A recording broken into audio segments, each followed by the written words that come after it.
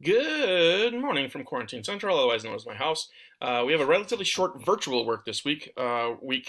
This week, we're supposed to go back to school on Thursday and Friday. So let's just talk about the week. Your homework for the week is really just a review sheet. We have one section left. There's only 3 sections in the chapter. It's a pretty short one. However, your review sheet, and I'll show you in just a second, is a bit of work. And we'll talk about why. But you're gonna have a couple videos. And then Wednesday, it's just finish the review sheet and get it done. So get a little bit of the review sheet done every day. I would suggest to get section 1 done today, get section 2 done tomorrow, and then I would get section 3 done on Wednesday and hand it in. That's how I would do it if I were you. Okay, but that's your homework for the week, and it's a pretty big homework assignment because let me show you that review sheet. So in chapter 7, here's your chapter 3 notes. We're going to do those in just a minute. Okay, and then here is your review sheet, and as you can see, that is due November 11th at 11:59. That's Wednesday. Here is your review sheet. It doesn't look like much, okay, but all of the questions are complicated. Okay, there's no like who wrote the Declaration of Independence. It's like, what was the Virginia plan? If you just tell me it was a plan put forth by Virginia, you've got a real problem in the test, because the test is essay. Okay, I'm going to pick some of these questions and maybe combine them, and it's going to be an essay test. Okay, so when we come back to class, we're going to have a day or two of review, and then we're going to take an essay test, probably Friday. Okay, so it's not good enough just to write something down on these. You need to tell me what the several causes of Shays Rebellion are, what everything about the Virginia plan, everything about the New Jersey plan. Explain the Great Compromise, the whole thing. Okay, so you need to do a great job on these and put more than just a few words in here. You really need to go to town. Okay, so do a great job on your review sheet because the test is all essay, and if you study a terribly, poorly, very briefly done review sheet, then you're going to get a very brief, terrible grade on your test. So take your time and do this right. Okay, get every possible word you can on here. All right. I would suggest obviously you do it on a separate sheet of paper. I do not accept digital submissions, so I know it's going to be tempted to type the stuff in there, but don't do that. You can print it out and you can write on there, or you can do it on a separate sheet of paper. Either way, you're going to take those pictures and you're going to hand it in on Wednesday. Okay, so that's what this week's looking like. It's some videos on the sections, and then work on that review sheet and get it done. Okay. Speaking of the last section, I'm not sure we spoke of that, but let's pretend we did. All right. So when we last left off, real quick, the Constitution was created. It's a huge set of compromises. The only way to keep the country together was give everybody a little bit of this and a little bit of that, but take something away from every group too. Okay, so they walk out of the room with a document that sets up a new government. Now their job is to become salesmen. Each person has to come out of that room and they have to go back to their home state, and they have to tell them, hey, I know we were supposed to fix the articles, but we started over, and the new document takes away a lot of your state's power. That's a tough sell. So they have to get something back, right? Like they have to promise those states security and safety under the new Constitution, and end of things like Shays Rebellion. We're going to fix the economy. We're going to get everybody stay on the same page when it comes to money and trade. So you have to be able to promise and show those states that we're going to fix the problems, because otherwise, if they don't feel the problems are going to get fixed, but they're also expected to give up power, they're never going to sign off. Because for sure, the one thing they do know about the Constitution is it takes some of the power away from the states. Okay, if there's no trade-off for that, if there's nothing to get back, they will not sign off. If the states don't sign off on the Declaration, or not the Declaration, the Constitution, we're stuck with the Articles. The Constitution has to be approved by what they said was 9 out of 13 states, but they're going to go for all. Because imagine if 4 states didn't sign the Constitution and just didn't agree to them and didn't do what was proposed in them, then we don't really have a country. We don't really have a United States of America.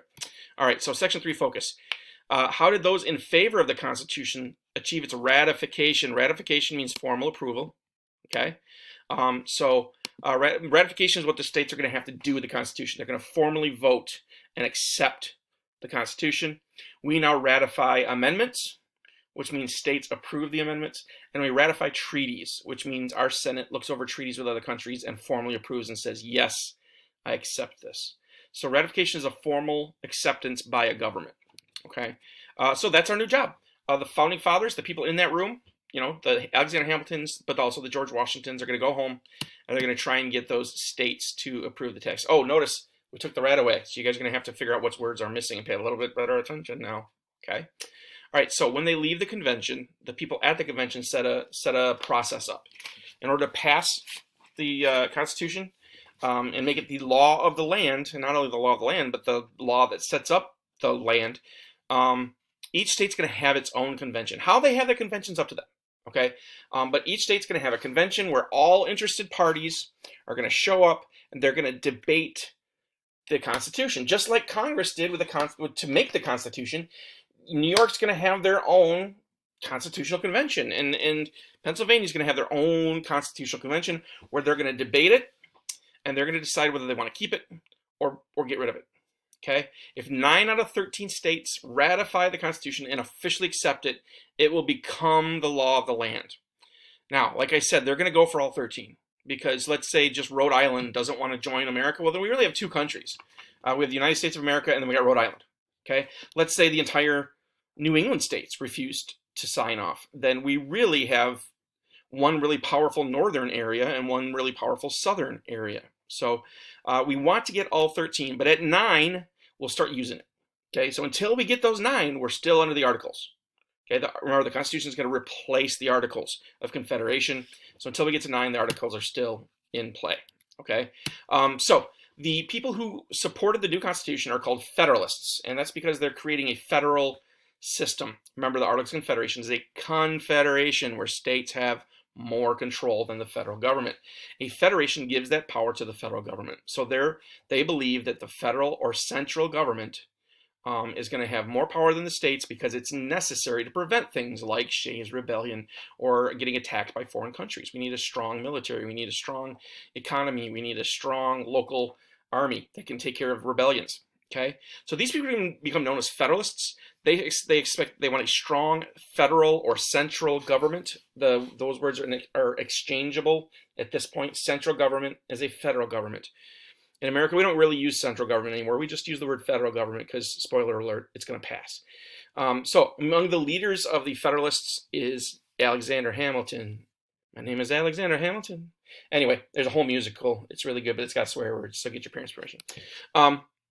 They're going to publish a bunch of Alexander Hamilton, John Jay, and James Madison, who is left off the list, are going to publish a whole bunch of essays trying to convince specifically the state governments why they should pass the Constitution. Okay, and this is the Federalist Papers, all 85 of them together.